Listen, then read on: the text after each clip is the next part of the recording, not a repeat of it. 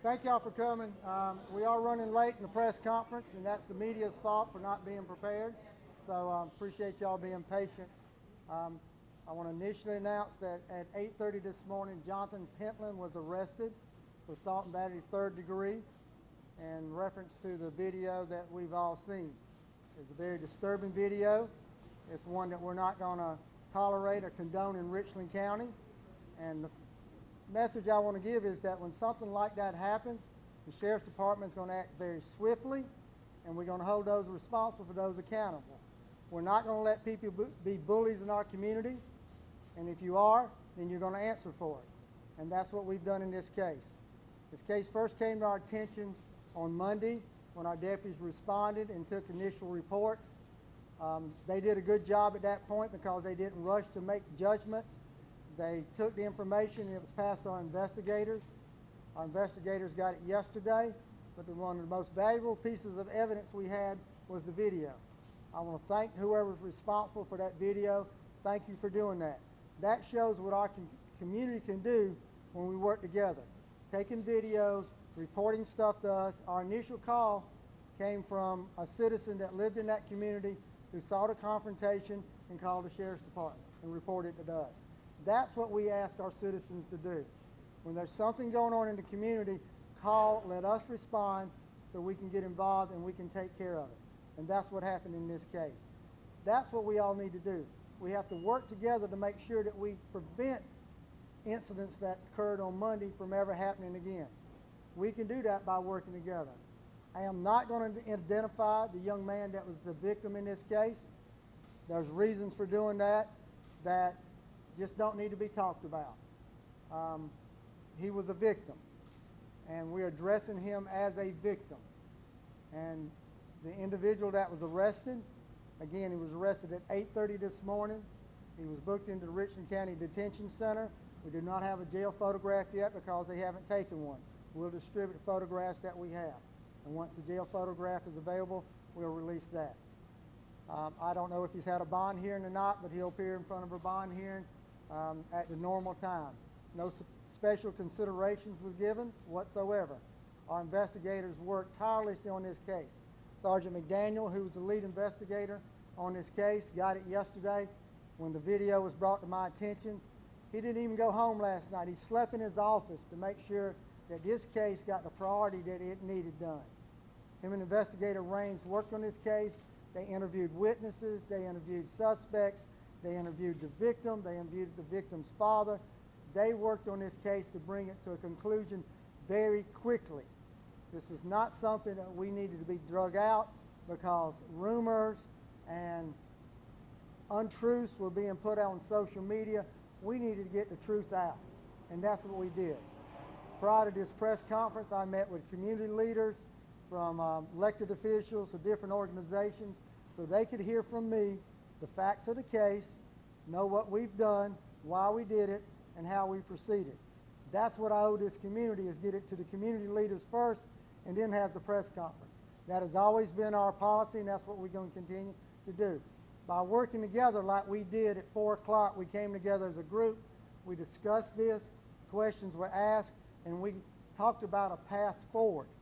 And that path forward is us working together, knowing that we do have incidents like this in our community that we need to work together to prevent, and when it does happen, it's not going to be tolerated.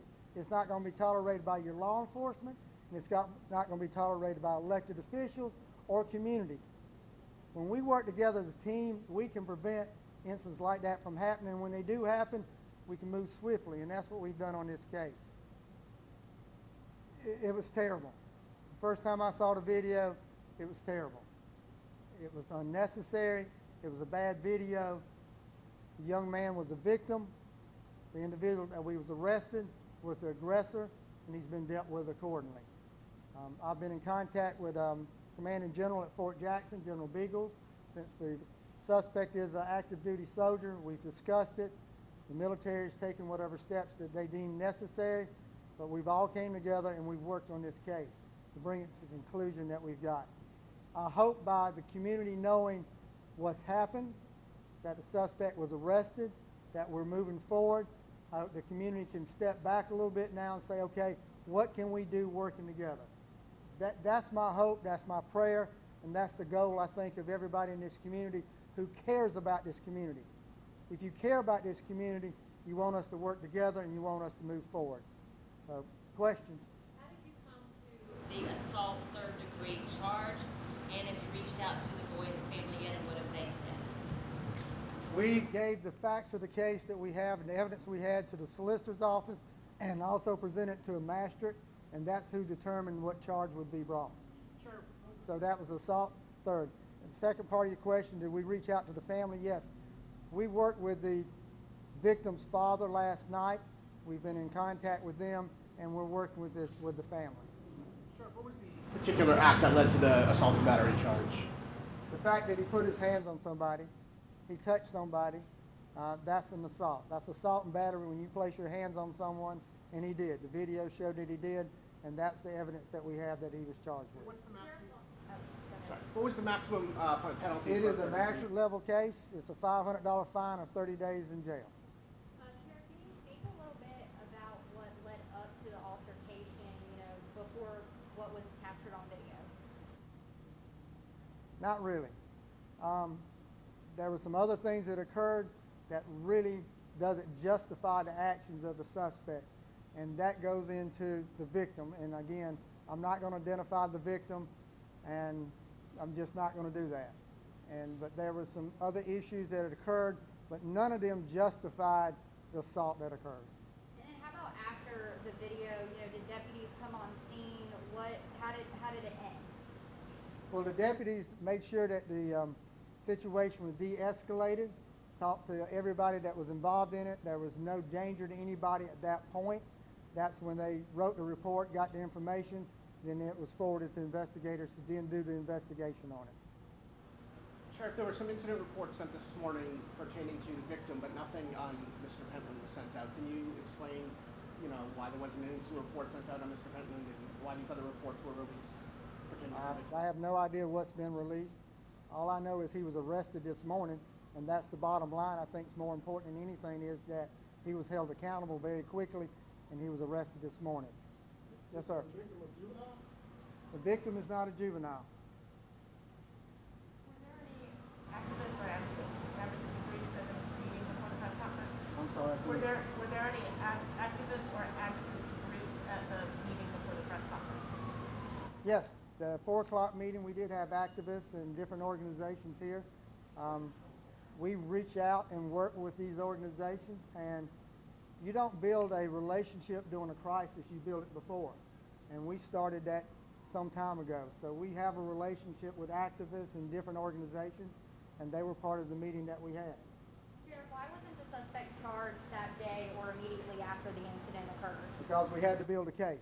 If we had hurried up and made some decisions at that point, then we may have not had the evidence we need to be able to go to court and convict someone. That's the goal, is build a strong case. The deputies that initially responded did not have that enough information to make an arrest on the scene. So that's why the investigations got it, and that's what they did, and they did it very quickly. Do you have anything to say to the people protesting in the neighborhood right now? Now, peacefully protesting, there's no problem with people peacefully protesting. We support that, and we'll be there to make sure that is a peaceful protest. So, that's a right that people have. If they want to peacefully protest, then they're more than welcome to do that. Yes, ma'am. Are the community leaders happy with the choice to charge him with third-degree assault? Is who happy? The community leaders you met with earlier? The community leaders understand what the charge is, and that's not a charge that we determine. That's determined by the prosecutors and the magistrates. So they understand what he's charged with. That's what the incident showed that happened. It was assault and battery third degree.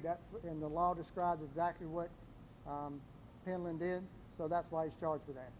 Sheriff, there's a lot of... Hold on. Yes, ma'am. Just for clarification, there are 2 incident reports released, one from April 8th and one from the 10th. Are those what you're referring to when you say those involve the victim and you can't go into detail? Right. I just don't think at this point we need to discuss that. What we need to discuss is the fact that this young man was assaulted and the person responsible for that has been arrested. So neither of those 2 reports were connected to what precipitated this altercation? There may be some connection to it, but it doesn't justify it. Obviously, there's people that are are you planning to go address them, or are you planning to go out there and speak to them? No, I'm speaking to y'all, and I spoke to the community members and the community leaders that were here. What I asked them to do is go back to their communities, the people that they represent, and let them know what they've been told today. There's no need for me to go out there and address anybody. I'm doing that now publicly, and I think reaching a bigger audience. Is the victim facing any charges, Sheriff? No, the victim is not facing any charges whatsoever. Did you ever refer to the victim as the suspect last night? Did I ever refer to the victim as a suspect? No. This is the first time that I've discussed it. So he is a victim, and we have the suspect, and he's been arrested. All right, thank y'all.